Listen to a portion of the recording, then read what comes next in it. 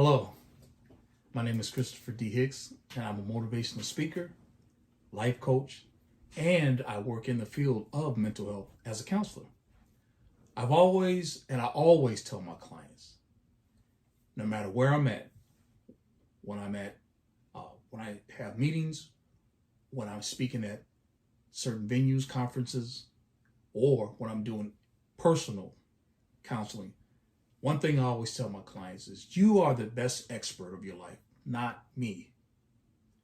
But what I can do is convey motivation and inspire. This is what I love to do. Let me share a part of my story with you. My mother was forced to give me up for adoption at birth due to her parents believing she was too young to care for me at the age of 15. My father, 17. After giving birth to me, she held me for a few hours, and unbeknownst to her, the nurses came in and took me out of her arms. She would never see me again for 39 years. And that is where my story begins. I became a ward of the state of Illinois at birth. I was placed in several homes, bounced around in foster care, and was a foster child. I was a ward of the state until the age of 18, until I aged out, leaving me basically to fend for myself. But let's go back. The first family that adopted me was a 9-year horrifying experience for me. This was not a pleasant experience. It was horrific. It was terrifying. And I always call this the house of horror. This is where I was tortured, physically, mentally, sexually, and verbally abused. I remember as a child, we had a family dog. The dog was also abused and beaten. But yet, he was beaten with belts. But yet, he was treated even better than me. During this experience in the house of horror, the school I attended at the time was a therapeutic school, and they reported the abuse, and I was removed from the home. My second adoption was an elderly lady who cared for me for about 5 years. I did not know the last few years of me staying at the residence, she had a chronic illness. She didn't tell me anything. She went to the hospital, in which I thought was just to see a doctor for a checkup. She never came home, and she passed away. This is where I received my second last name. Once she died, I went to live with her cousin in Chicago, in the Inglewood area. I remained there until the age of 18. And again, by this time, as I said before, I had aged out of child services. I was there, finished my education, high school education, completed. After graduating, this lady decided she wanted to move. She moved to Mississippi, down south. She asked me if I wanted to go with her. I said, no, I'd rather stay. So I stayed and applied to college and went to my first college. I stayed in college for about 1.5 years, enjoyed it. I lived on campus, but after 1.5 years, I couldn't afford it.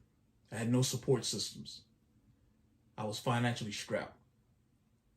And I had to take the walk of shame back home to Chicago and basically homeless. sleeping on friends' couches, bouncing from different homes of my friends. And I was really just out there, no support. I had some menial jobs trying to support myself, living off of Little Debbie snacks, cakes, they used to call them, or they still do, and what I could get to eat and what food I could conjure up to eat. At the time, thank God I worked in a college cafeteria where I could eat for free. My girlfriend then, who was now my wife, my beautiful wife, family fed me hot meals. Eventually, her and I, we got married and we raised 4 children. And my late 30s or mid 30s, one day I was in the bathroom, I was shaving, and I had no shirt on. My wife noticed multiple scars on my back, all the same size. And she asked me if I had seen my back, and I said, no, what is it? She said, you have what it looks like cigarette burns all over your back. This led us to look for more scars. And we discovered and found a surgical scar behind my ear.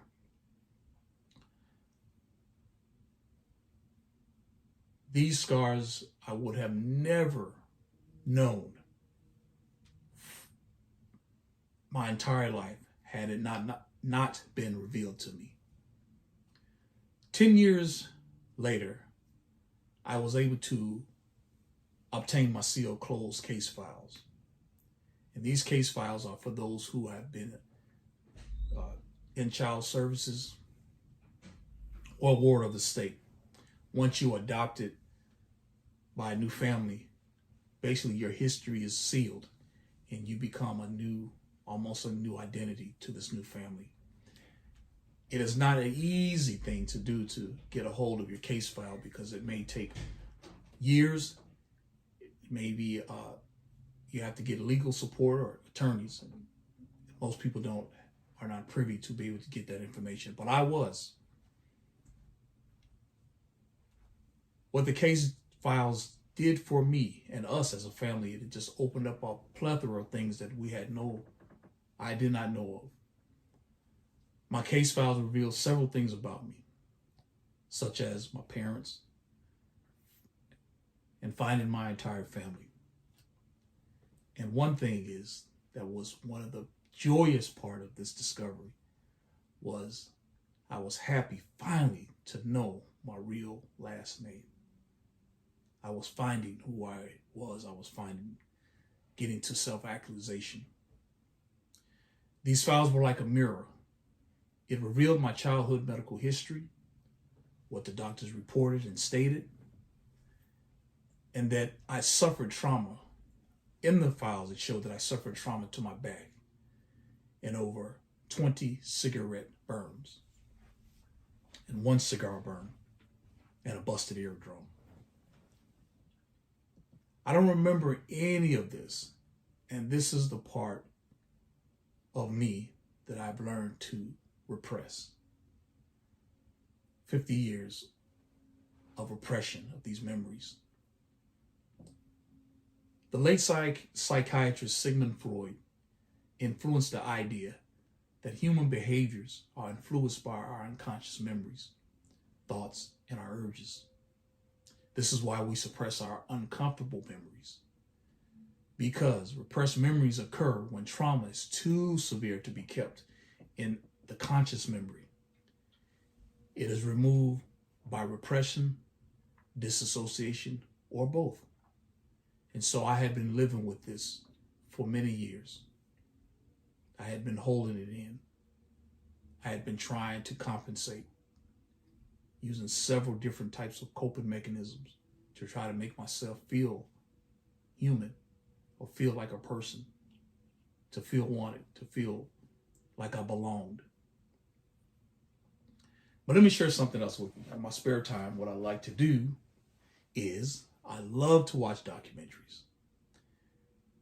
One particular day I was watching a documentary about lions. While viewing, something grabbed my attention. It was a lion and he looked tired. He looked famished. You can tell he had been in battle or coming out of a battle, but he was tired. He had scars all over his body and wounds that were unhealed. He had one massive wound from his mouth to his ear, and there was blood in his mane. There was also dried blood in certain parts of his body. I watched as he sat looking over the horizon in a resting state with one paw over the other one. He had positioned himself. And it dawned on me at that moment, that just like the scars on my back, and the surgical incision behind the ear, my ear, the lion had no clue to what he looked like after fighting through the situation that he had been in and what he had achieved and his goal fulfillment. But as a result, he was full. He was at peace and he was calm and he was satisfied. We all have similar battles, just like myself, just like others. Your battles could be emotional, it could be financially, it could be interpersonal relationships, it could be your past, it could be your history, it could be your present. But you're not alone, you're not indifferent. We all endure pain, we all endure hardships, loss, tragedies, abandonment. We all sometimes we feel like we don't belong. We don't know where we are in life. That's normal. But you have to understand we have to fight, and as we fight, we persevere, we develop resilience, and we have to fight, and we try in the battle, in the fight, or after the fight or coming out, we try to conceal those wounds. We want to hide the pain. We want to hide the embarrassment. We want to cover ourselves because we feel exposed. We feel vulnerable. Nobody wants the human body, the human person. We don't want to feel. We want to be perfect. We want to feel as though we're good, we're okay. However, understand this. Others' perception of your reflection does not validate who you are inside. Understand that.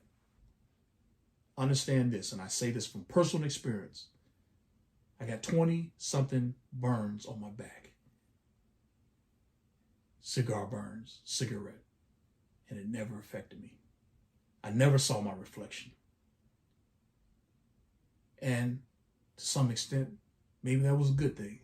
Because maybe had I focused too much on my background or the scars, maybe it would have drained my energy. Maybe it would have caused me so much mental anguish where I would have refused to move forward. Or I would have been stuck in a deep depression where I could not even bear to try to fight one more day. Understand we have to allow ourselves to come to a resting place, knowing the struggle. But we win. You hang in there, you win. Just like the lion that growls and roars, I had to growl, I had to roar, I had to keep my belly full. Made me want to rise up and not be ashamed of what I look like. Do I struggle? Of course. Be inhumane if I didn't, because we're human. But I want to share these 3 things, and I want you to really listen good. Stay hungry. It's number 1. Embrace your entire nature. Stay hungry. Because when you stay hungry, you have the tenacity and the drive to feel yourself. When you want to feel yourself, you will do whatever it takes to deal with that hunger. Because with hunger come pain, right? Call them hunger pains. Second, don't give up or quit until you know you found fulfillment. Well, you probably say, Chris, I'm tired. I've been doing this for years. It's okay to pause. It's okay to take a break. But don't quit. Don't stop. I'm telling you from personal experience. That's why I'm here today. Because I didn't give up. I have a beautiful wife, a beautiful family. But I worked for it all, everything I have, because I didn't quit or didn't give up. And I had no room to give up, because if I quit, there is no one there. There was no one there for me. There's no safety net. Third thing, don't focus on your past or your history. You still have more to conquer. You still have more life in you. You still have more to do. There's still more battles to win. There's still more fights that you're going to be, either you're going to be pulled into or you're going to have to stand up and fight. Never stay satisfied with what you have achieved in your past. That's the past. So remember those things. That's what we're here for. We're here for. You are here for. I'm here for a purpose and a reason. Understand this. Stay hungry. Don't give up. Don't lose focus. Stay hungry. The last thing I want to tell you is I have so many scars on my body that they're just too many to count. But each scar tells a story. Each scar, there's a narrative. Each scar is a war wound. And I'm here, and I'm a survival. I'm more than just a survivor. I've survived, and I thrive. And that's what I want you to understand. Never be ashamed of your wounds. Never be ashamed of your scars. What scars am I talking about? Well, you know. Mine were not just the physical, but the emotional. The abuse. The abandonment. Feeling less than. Not appreciated. Not loved. Not held. Those were my scars. The emotional scars hurt much worse than the physical scars, because emotional scars can take years, sometimes even a lifetime, to heal. Physical scars, they heal, but they do leave a print. But I want you to understand that you are not an exception, that it's just not you. There are many of us who are survivors and are thriving and turn our pain into promise. So, guys, stay strong, stay focused, stay hungry, don't give up, don't quit, and keep moving forward. Whatever you have to do, keep moving forward. Never give up. Thank you for your time, and hope to see you soon. Peace out.